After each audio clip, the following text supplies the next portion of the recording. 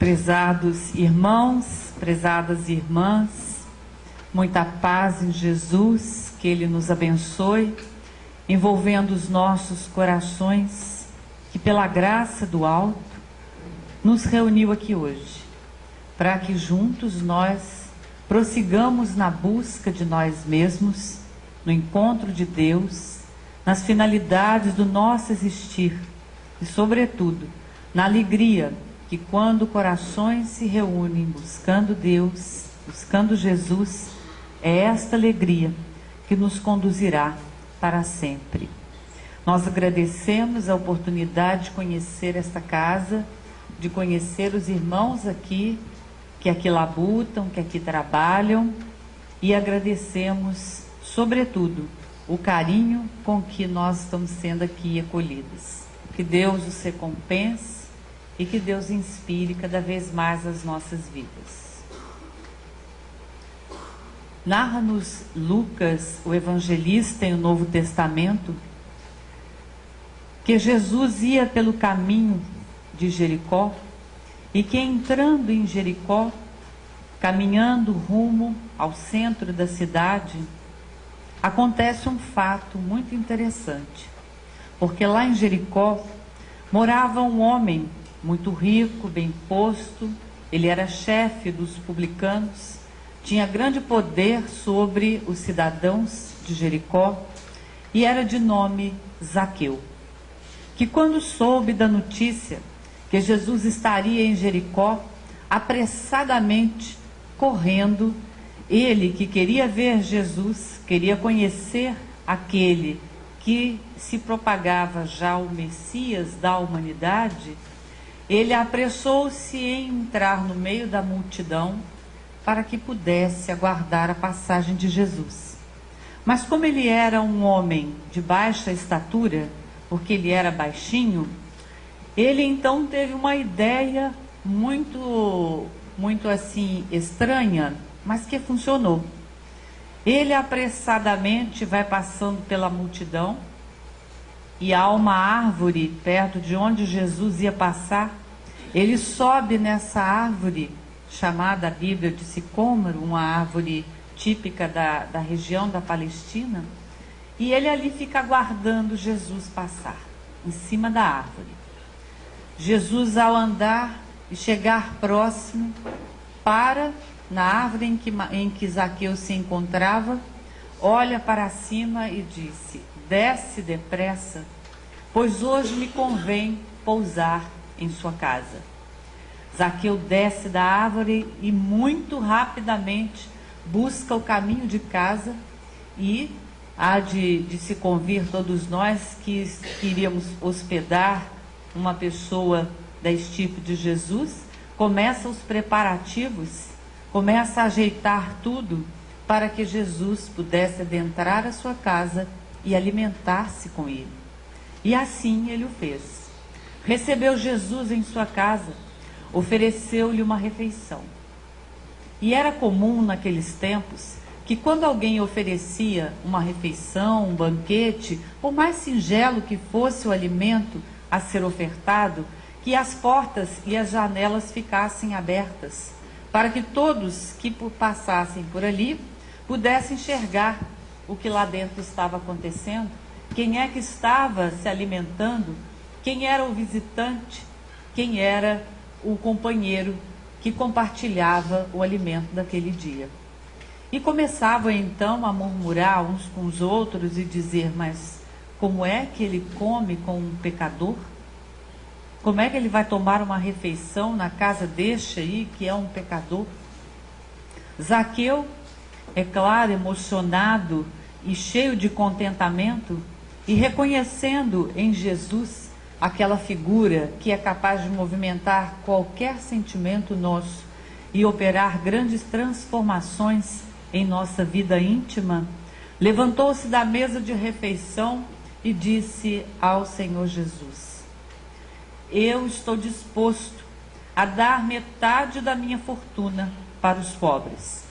E também, se por acaso prejudiquei alguém nos meus negócios, eu quero lhe restituir 4 vezes mais do que eu prejudiquei.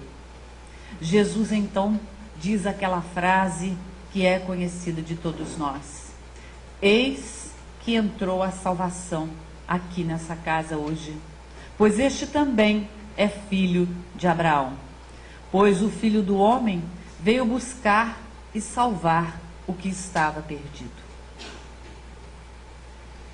Esta é, em síntese, a narrativa de Lucas, registrando-nos esse maravilhoso e importante encontro de Jesus com Zaqueu.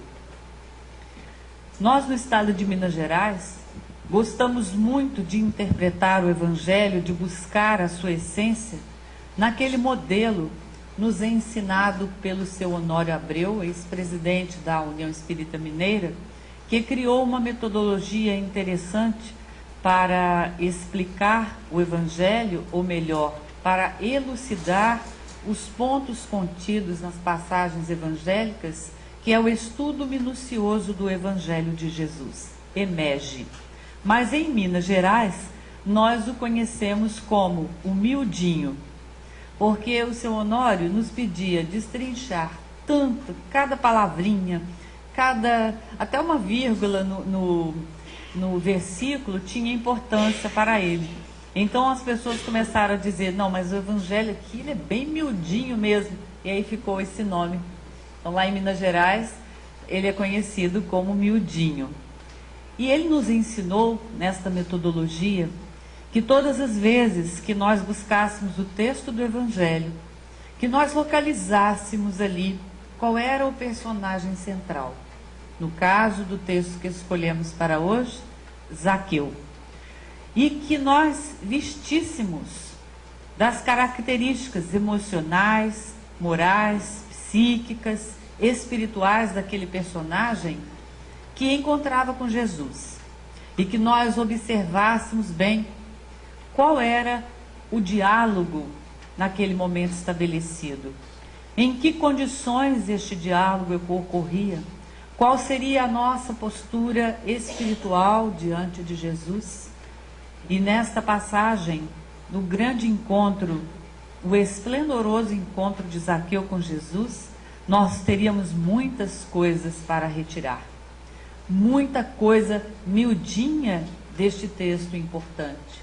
Mas nós vamos aqui, em poucos minutos, refletir com os companheiros desta abençoada casa alguns pontos essenciais do trecho evangélico. Primeiro vamos ver quem somos nós. Quem é Zaqueu? Porque agora todos nós vamos nos colocar na posição de Zaqueu. Agora nós somos um chefe de publicanos. E moramos em Jericó, que era, na ocasião, a segunda cidade mais importante da Palestina, por possuir um vasto comércio. Por ali darem-se muitas negociações importantes. Quem queria negociar e ganhar muito dinheiro, procurava Jericó, principalmente em datas importantes, porque ali havia um vasto comércio e um campo muito propício às boas negociações financeiras. Então nós, como Zaqueus da modernidade, costumamos voltar a nossa atenção e o nosso pensamento para regiões existenciais, para circunstâncias existenciais, onde nós podemos fazer negociações vantajosas. E costumamos então ali fixar a nossa residência mental, onde é mais confortável e onde nós podemos ter mais vantagens. Zaqueu era um homem muito importante, muito embora não fosse benquisto pela comunidade, porque os publicanos nunca são benquistos, mas ele era temido e até respeitado pela posição que assumia. O publicano era aquele elemento que pertencia ao povo hebreu, mas servia ao Império Romano. Ele angariava as taxas, os impostos, que depois eram transferidos na posse do Império Romano. E como não se tinha um pagamento, eles não eram assalariados, talvez eles fossem o que nós conhecemos hoje como os comissionados, era quanto mais imposto ele pudesse recolher, melhor seria o seu vencimento. E também sabedores que eram que se recolhessem X, e esse era o X exigido pelo Império Romano, ele só receberia como comissão o que ele pudesse angariar além disto. O que os publicanos, então, mais gananciosos faziam? Eles exorbitavam na cobrança dos impostos, de maneira que o exigido pelo Império Romano era transferido a este, e o que sobrasse, o que eles conseguiam a mais, era a sua comissão.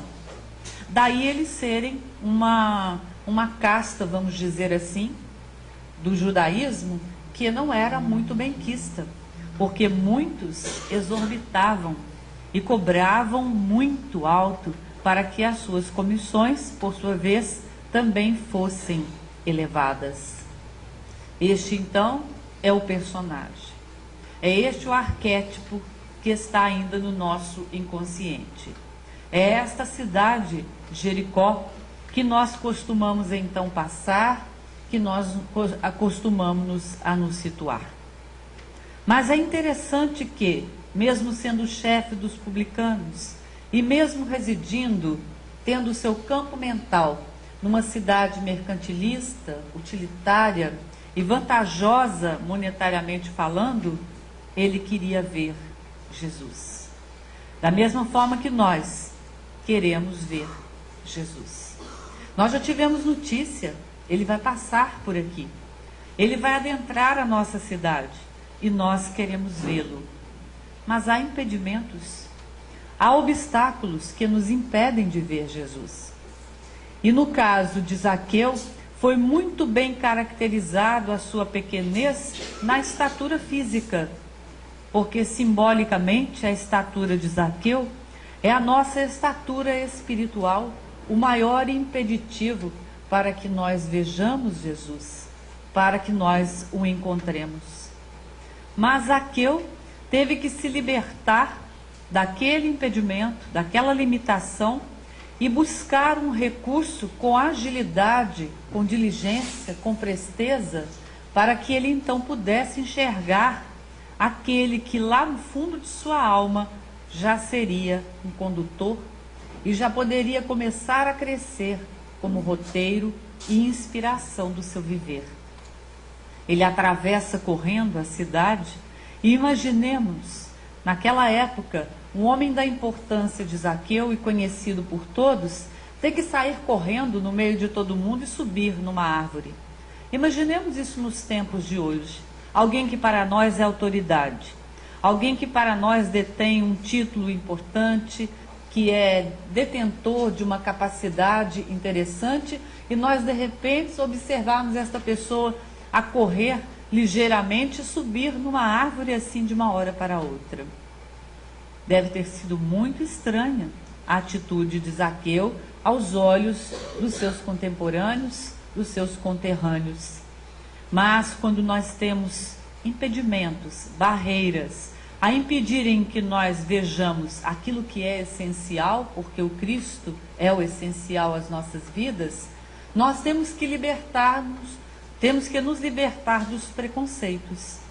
E foi o que Zaqueu fez. Não importa, vamos nos colocar no lugar dele. Não importa o que pensarem de mim. Não importa se vão me achar ridículo. Não importa se vão me perceberem aí andando a correr em cima de uma árvore, numa posição estranha para um homem da minha importância, do meu gabarito. O que importa é ver Jesus. Como Zaqueu, nós deveríamos também, quando enxergarmos algo essencial nas nossas vidas, e quando esse desejo de encontrar com Jesus for muito forte dentro de nós, desconsiderar a nossa pequenez espiritual, a nossa pouca estatura vivencial, e superar com presteza os obstáculos que nos impedem e buscar um estado mais elevado de consciência. Porque quando Zaqueu sobe na árvore, o que aquilo deve nos transmitir neste momento? Qual o sentido espiritual para essa postura física de sair do chão e subir numa árvore. Porque para ver Jesus, nós temos que nos elevar em vibrações. Nós não podemos nos manter na vibração que fixa os nossos pés na terra, no solo físico. Para ver Jesus, para encontrar com Jesus, é preciso nos elevar em vibração, porque é só assim que a alma encontra o Cristo, quando eleva-se em vibração. Zaqueu elevou-se não somente no plano físico, subindo em cima da árvore, mas ele elevou-se espiritualmente, superando os padrões de sua raça, vencendo os obstáculos, eliminando os preconceitos, rompendo rígidos padrões de casta, padrões de valorização, e assim ele pôde alcançar muito mais do que ele desejava, porque isso é o que acontece com todos nós.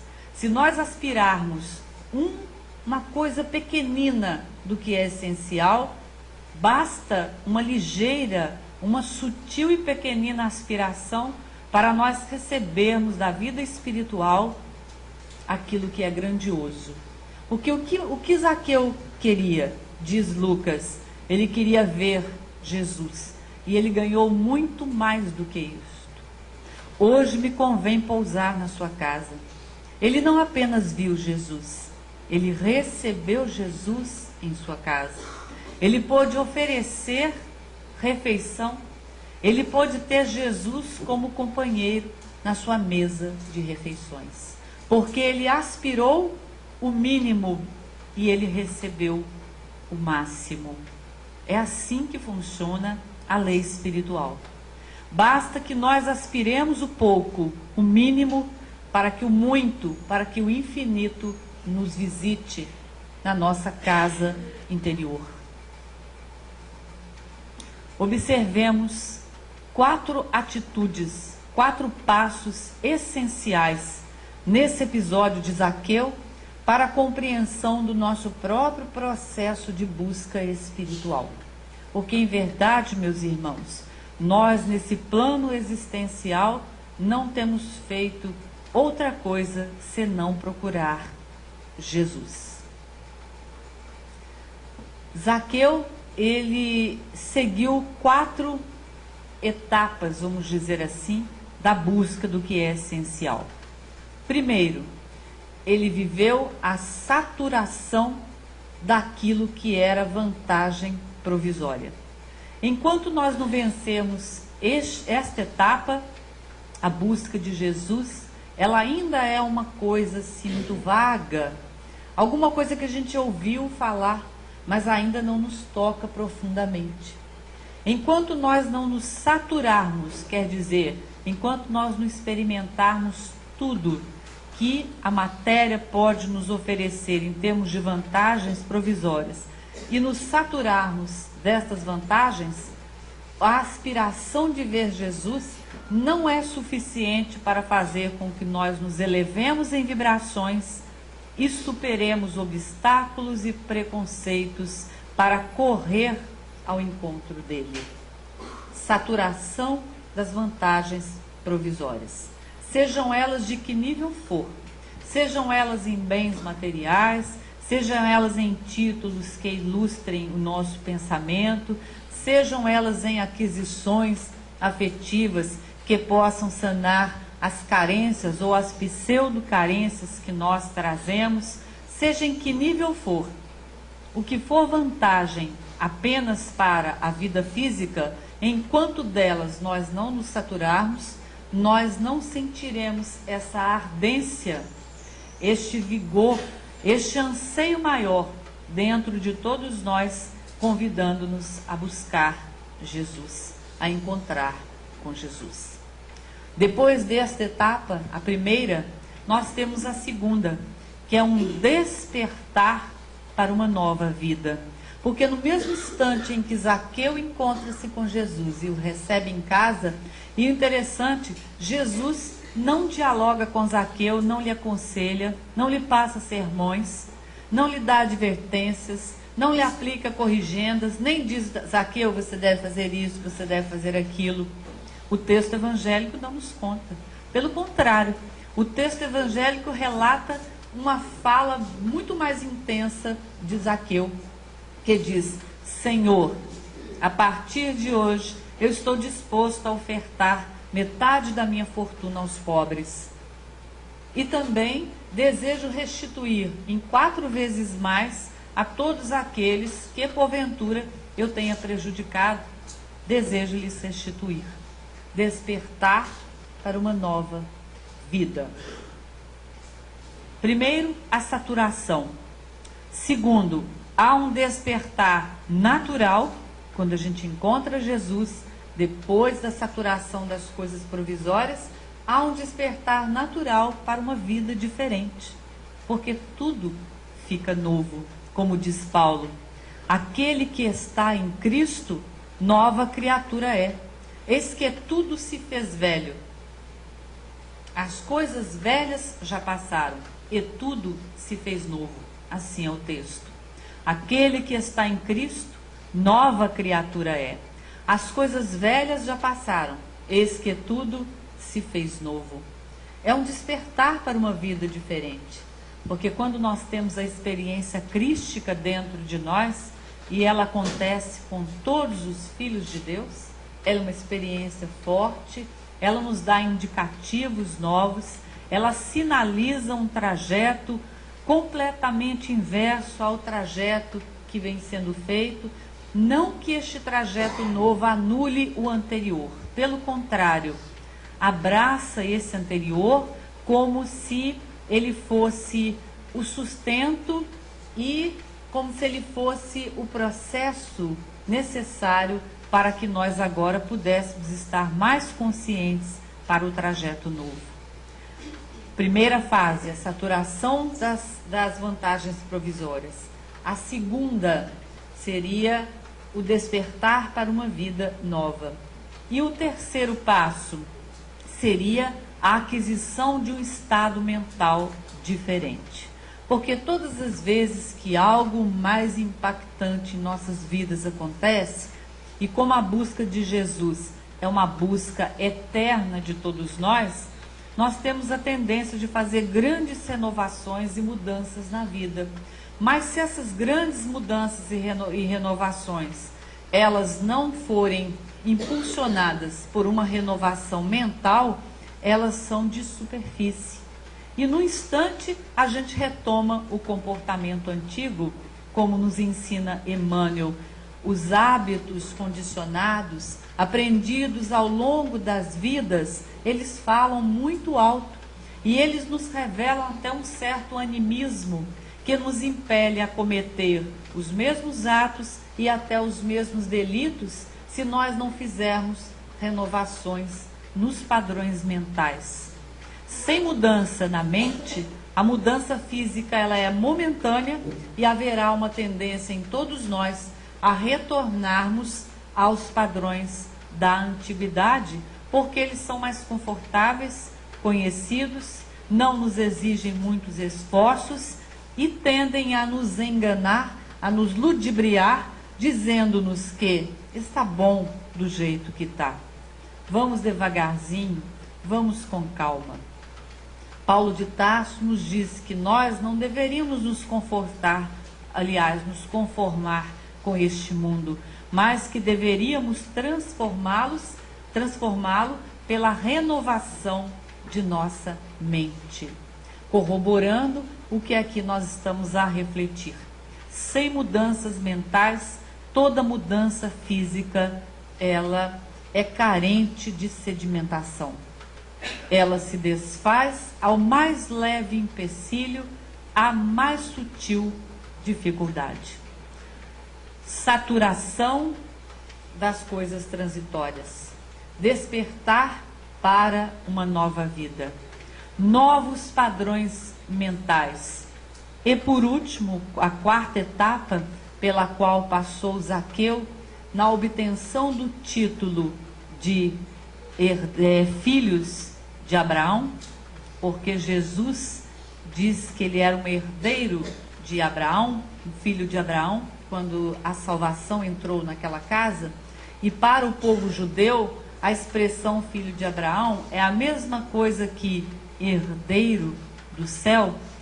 Quando ele recebe esse título, ele oferece no próximo passo toda a sua agilidade, toda a sua presteza, toda a sua diligência. Quer dizer, ele é movido por uma rapidez, por uma agilidade para dar conta da superação do empecilho e para ver Jesus.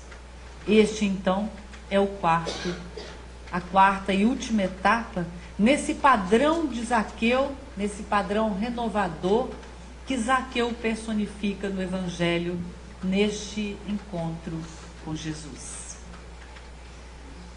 Mas onde será que nós poderíamos obter mais notícias de Zaqueu? Porque, afinal de contas, a única informação que nós temos a respeito deste interessante personagem do Evangelho é neste diálogo, que termina dizendo: Senhor, a partir de hoje, eu estou disposto a ofertar metade da minha fortuna aos pobres. E se por acaso eu prejudiquei alguém, eu quero restituir este alguém 4 vezes mais o prejuízo que porventura possa lhe ter transferido. E depois disso nós não vamos encontrar mais no Evangelho nenhuma exortação a essa personalidade, a este arquétipo humanitário que é Zaqueu. Será que ele deu mesmo essa fortuna? Será que ele dividiu mesmo 50% do que ele tinha com os pobres? Vocês acreditam que ele fez isso? Será mesmo que ele buscou cada um que ele deu prejuízo e disse: eu vou lhe ofertar 4 vezes mais, lhe restituir? Será que ele fez isso?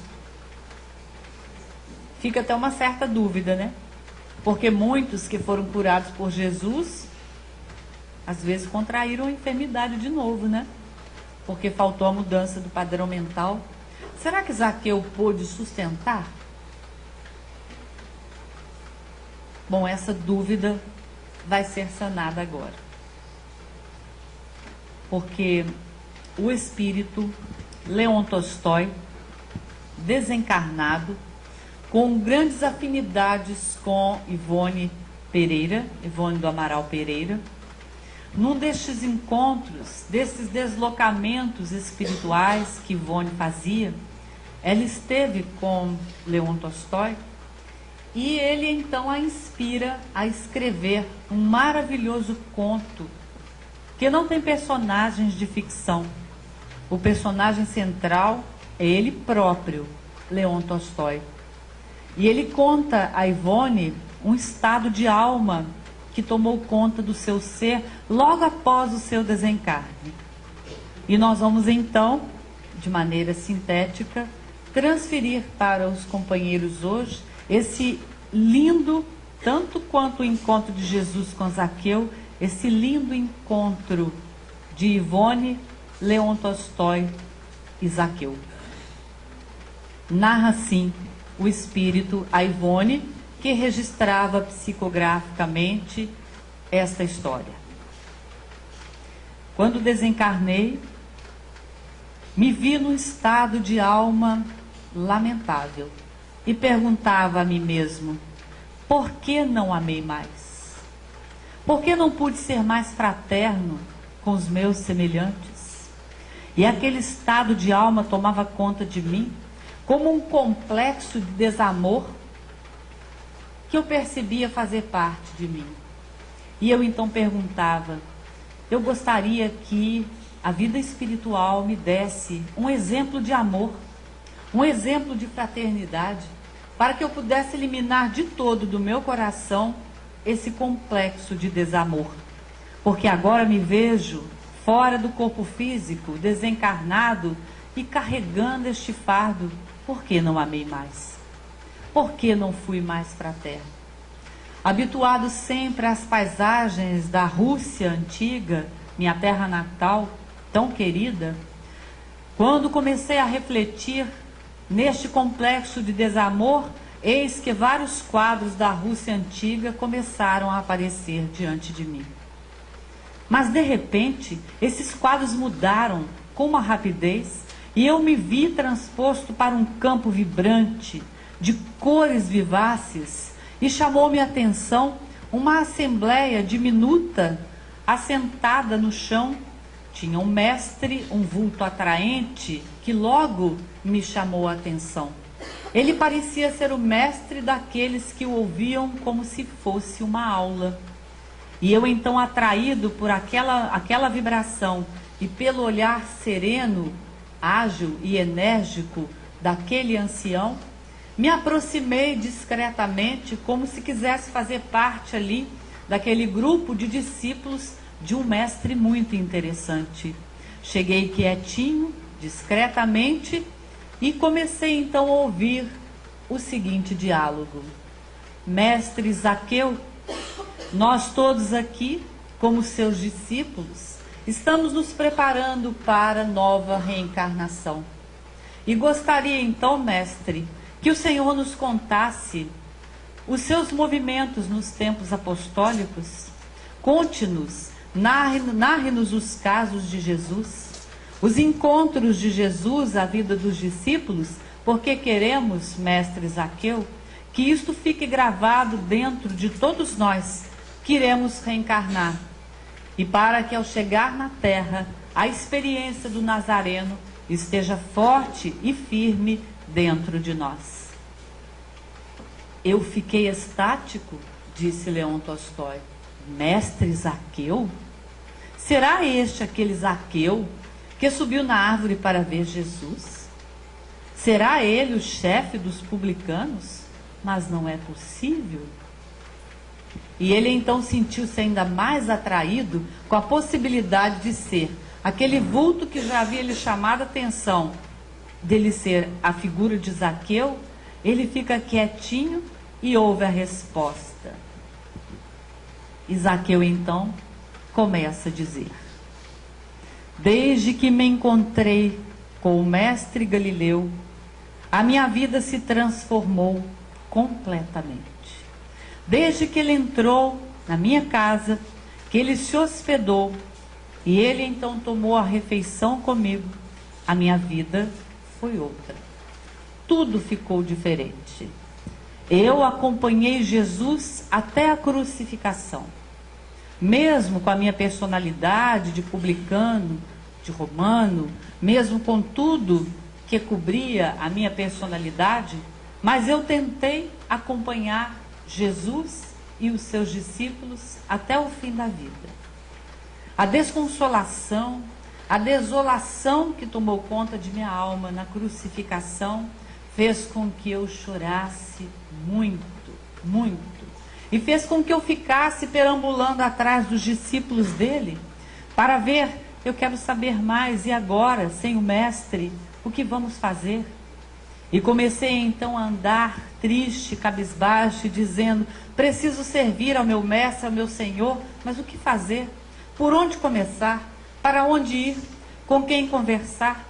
Quem teria lições mais do mestre? E agora, o que fazer? Passei a frequentar Betânia e me tornei um habitante assíduo da casa de Lázaro, de Marta e Maria.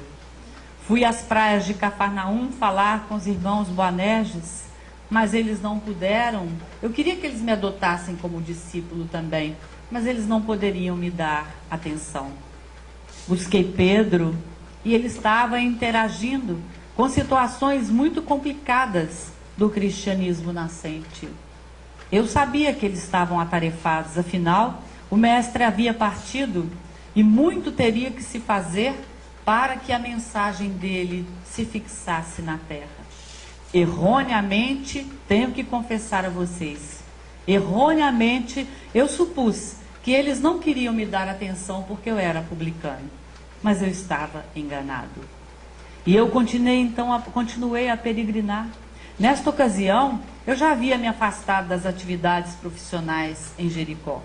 A minha fortuna, conforme eu mesmo disse a Jesus, eu já havia distribuído para os pobres. Parte dela eu doei à minha família para que eles pudessem ter uma vida razoavelmente tranquila, porque afinal eu não mais poderia os acompanhar, porque minha vida a partir daquele instante do encontro com o Galileu era para servi-lo em qualquer situação. Reservei um pouquinho só para o meu sustento, até que eu soubesse como eu poderia servir Jesus, como eu poderia atuar na sua causa, e também como como eu dominava as letras, a álgebra e a matemática, o grego. Quando eu não tinha alunos para dar aula, para o meu sustento, certamente que havia muita madeira para serrar ou água para carregar. Comecei a trabalhar para o meu sustento, mas eu sempre ficava a me indagar. Chorava intranquilo e perguntava: Jesus, o que fazer? Como servi-lo, Jesus? Como seguir os seus passos? Eu tentava me aproximar dos discípulos, não desgrudava deles, mas não conseguia me sentir um deles. Não conseguia entender qual era a minha tarefa. Um dia, e isto se deu em Jerusalém, eu ouvi dizer que um certo homem, muito importante, que havia sido responsável pelo apedrejamento de Estevão, estaria a pregar em Jerusalém. O seu nome era Saulo, também conhecido como Paulo. Eu fui ouvir as suas pregações e me emocionei quando Paulo descreveu com detalhes o seu encontro com Jesus nas terras de Damasco. Todos choraram. Eu, inclusive, Paulo também. Quando ele terminou a pregação, eu o procurei separadamente, em reserva, e contei-lhe da minha agonia. Disse-lhe da minha tristeza depois da partida de Jesus. Contei-lhe que o que eu mais desejava era servir a esse mestre, mas eu não sabia por onde começar, o que fazer, como caminhar. Minhas mãos estavam à disposição, mas eu não sabia do que deveria preenchê-las em nome daquele que salvara a minha vida, que entrou na minha casa e que me trouxe salvação. Ao relatar isto para o jovem Paulo, ex-Saulo, ele então me orientou da seguinte forma. Leon Tolstói, quando narra, e é claro, a minha memória não conseguiria trazer todos os detalhes, e nem o tempo, se a minha memória permitisse, o tempo seria também o cerceador aqui dos detalhes. Mas Leon Tolstói diz que este momento do encontro com Paulo, e quando Paulo foi lhe passar orientações, que ele reviveu toda a emoção do aconselhamento de Jesus, das palavras de Jesus.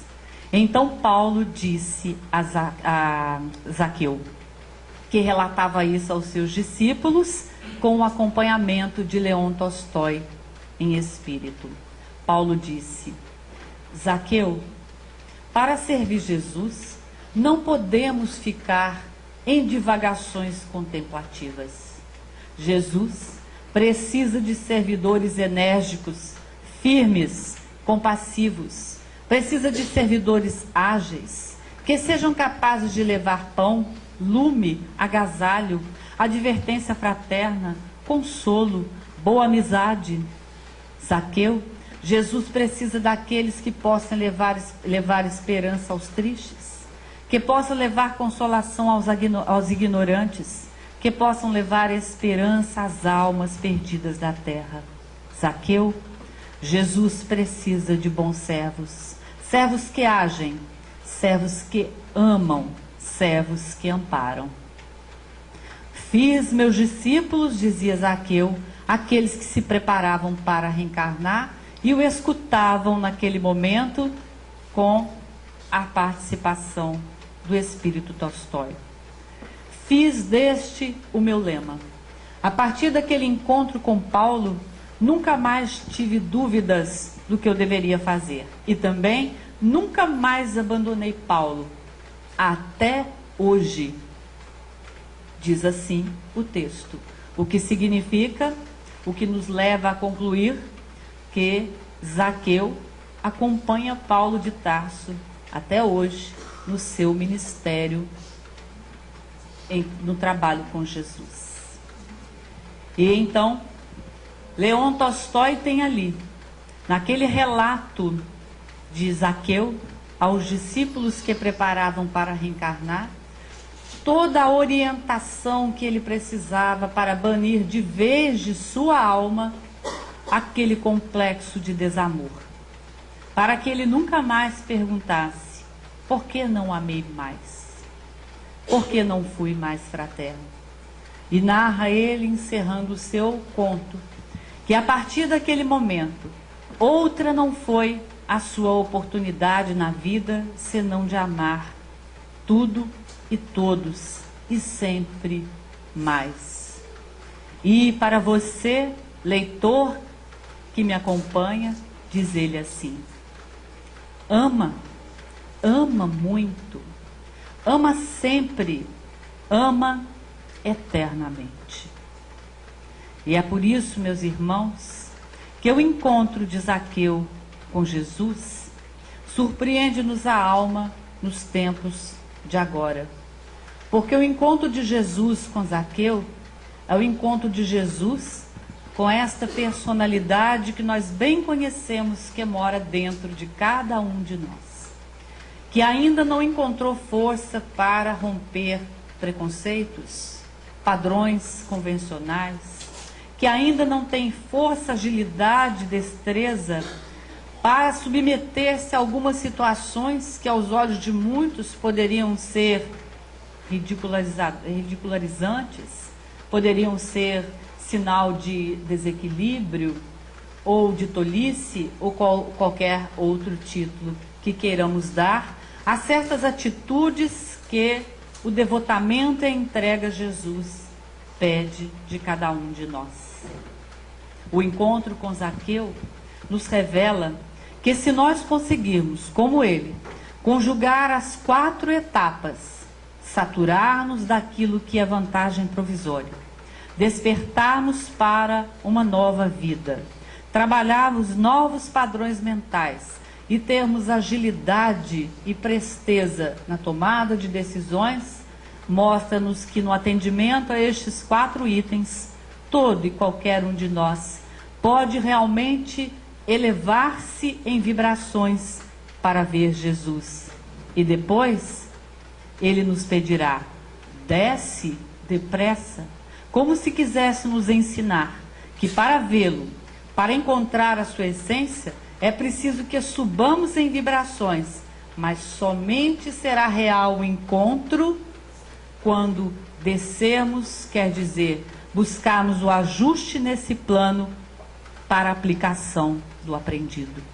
Se temos que subir para ver Jesus, vendo, desfrutando daquilo que ele pode nos oferecer, é depois preciso descer aos padrões da humanidade e ajustar-nos em comportamento e em conduta para realmente termos o título de bons servos dele. Se nós atendermos, meus queridos irmãos, a estes fatores, aguardemos, confiantes, porque em subindo, Jesus nos dirá: desce para ajustar. E quem sabe, não é este o momento do nosso ajuste essencial com a vida? E quem sabe não será este também o momento em que os nossos ouvidos possam perceber, possam sentir que Jesus também irá nos proferir a célebre frase do Evangelho: hoje convém pousar na sua casa.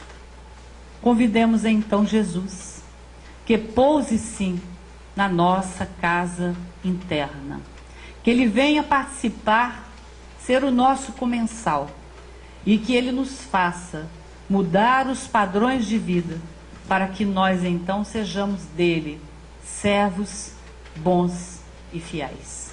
Com as bênçãos desse nosso Senhor Jesus Cristo, nós agradecemos este momento, rogando a ele paz, e muita luz para a vida de todos nós e para o trabalho que esta casa vem realizando em nome dele.